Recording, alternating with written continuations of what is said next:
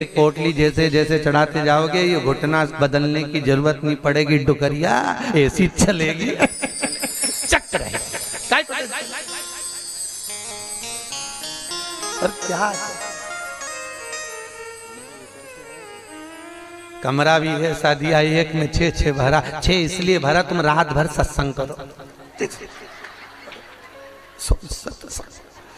भजन करो, स्मरण करो, और जितना सत्संग का आनंद हो सकता है। अपनों के बीच में तो हमेशा रहते हो, पर दूसरे को एडजस्ट करना तो सीखो। जरा विचार करो, तुम अपने कमरे में दूसरे को एडजस्ट नहीं कर रही तो ऊपर जाएगी तो भोलेनाथ कैसे एडजस्ट करेगा? सोचो तो शरीर है, विचार तो करो।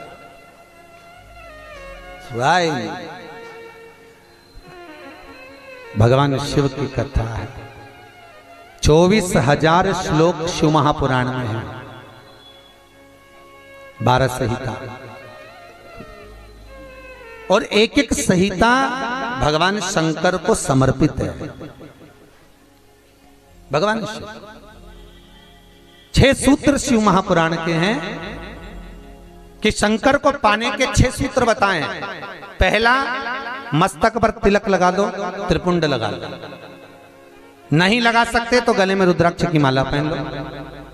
इतना भी नहीं कर सकते, तीसरे नंबर का सूत्र है कि भगवान शंकर का मंत्र जाप कर लो, नमः शिवाय, ओम नमः शिवाय।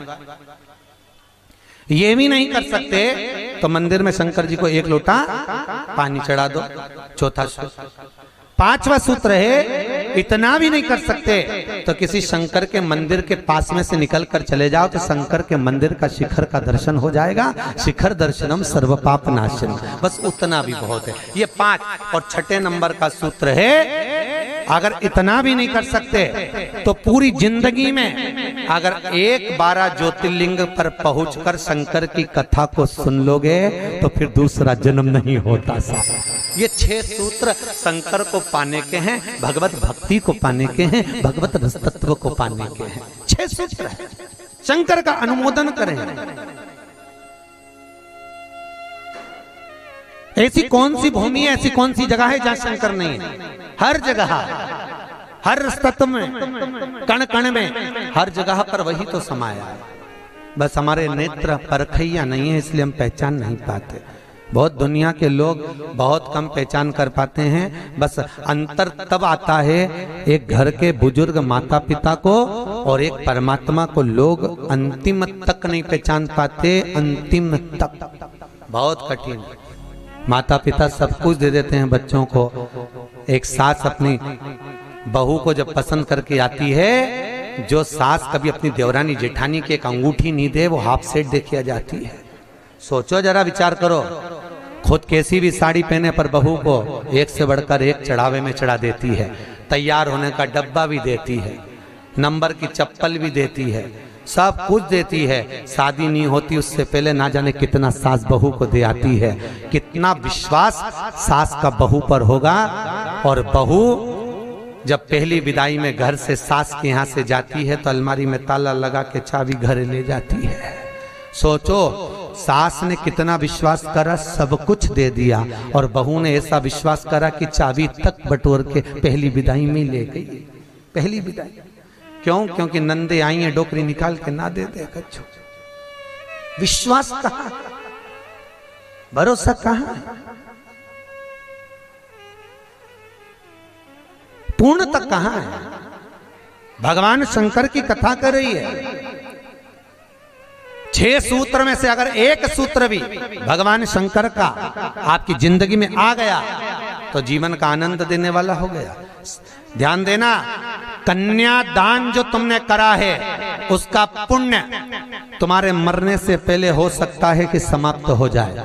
अन्नदान जो तुमने करा है उसका पुण्य हो सकता है तुम्हारे मरने से पहले समाप्त हो जाए। क्योंकि कई लोग कहते हैं हमने कन्यादान करा, हमने वस्त्र दान करा, हमने मुद्रा दान करी, हमने स्वर्ण दान करा, हमने अन्न दान करा, हमने भागवत कराई, हमने रामायण करवाई, हमने गीता करवाई, हमने तीर्थ करे, हमने व्रत करे। ये सारे पुण्य तुम्हारे खाते में हैं। एक पलड़े में तुम्हारे पुण्य रखे हैं, पर एक पलड़े में जो पुण्य इकट्ठे करके रखे हैं तो पाप भी तो देखो कितना करो।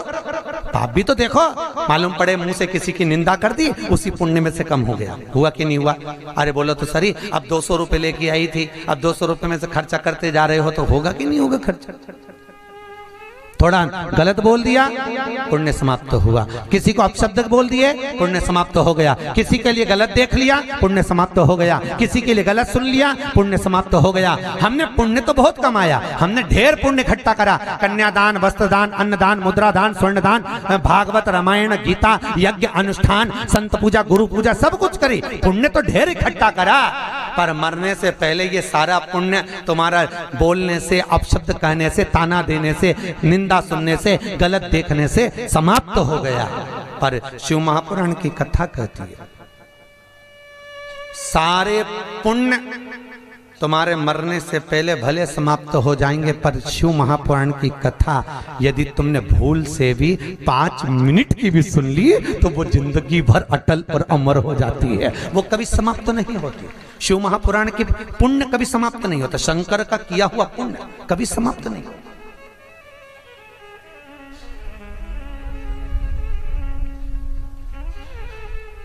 आज वो कोई कह रहा था, गुरुजी वो हम पोटलियां बना के लाए हैं, तो एक एक मंदिर में पोटली चढ़ाएं और कई चढ़ाएं। हमने कहा लो, आए हो इतनी दूर तीर्थ करने के लिए, 5 रुपया, 10 रुपया, 2 रुपया करो, जो तुम्हारी मर्जी पड़े चढ़ाओ।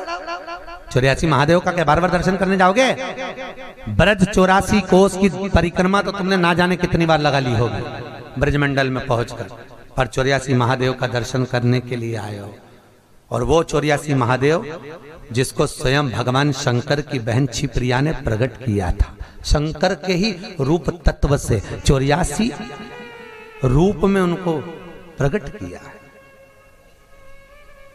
पूरे विश्व में कहीं पर नहीं है, केवल उज्जैन में, केवल उज्जैन।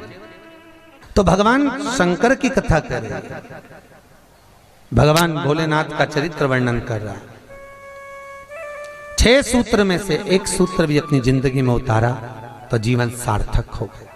मात्र भगवान शंकर की पावन कथा का रसतत्व ग्रहण करें। एक देवराज नाम का ब्राह्मण शरीर में ताप पड़ गया, और शरीर में ताप पड़ने के कारण बहुत ताप पड़ा तो शंकर के मंदिर में पहुंच गया, बैठा। अब वहां तो थोड़ी थोड़ी देर में शंकर के मंदिर में कथा हो रही थी, प्रवचन चल रहे थे, शिव महापुराण का चरित्र चल रहा था, और ये थोड़ी थोड़ी देर में पंडित जी चिल्लाएं हर हर महादेव। अब जैसे ही पंडित जी चिल्लाएं तो इसके शरीर में ताप पड़े, इसको आ रहा बुखार। अब बुखार आए और कहीं का चिल्लाए, सिर दर्द हो और कहीं का चिल्लाए तो बड़ा बुरा लगे महाराज। अब इसको तो बड़ा अंदर से खटकाओ कि बताओ मेरे तो शरीर में ताप पड़ रहा है, महाराज हर हर महादेव चिल्ला रहा, पर बोल सकता नहीं। ताप पड़ते पड़ते पड़ते पड़ते थोड़ी देर में ये यहाँ से चला शंकर के मंदिर से कथा श्रवण कर कर थोड़ी देर भले ताप पड़ा, बुखार आया, सिर दर्द हुआ, सब कुछ हुआ, पर शंकर की कथा तो शरीर में पहुंच गई, इस आत्मा तक पहुंच गई।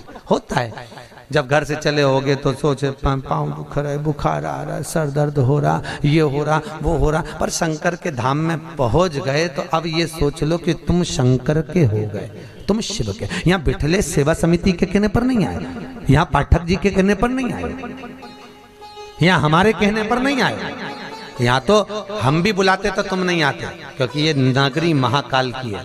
महाकाल का राजा है महाकाल, और महाकाल राजा का एक नियम है, यहाँ कोई राजा, कोई मंत्री, कोई बड़े से बड़ा राजपाट वाला इस नगरी में रात नहीं रुक सकता, यहाँ का नियम है। क्योंकि यहाँ एक ही राजा, कौन सा?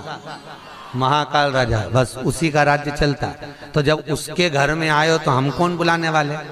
बोलो तो सही।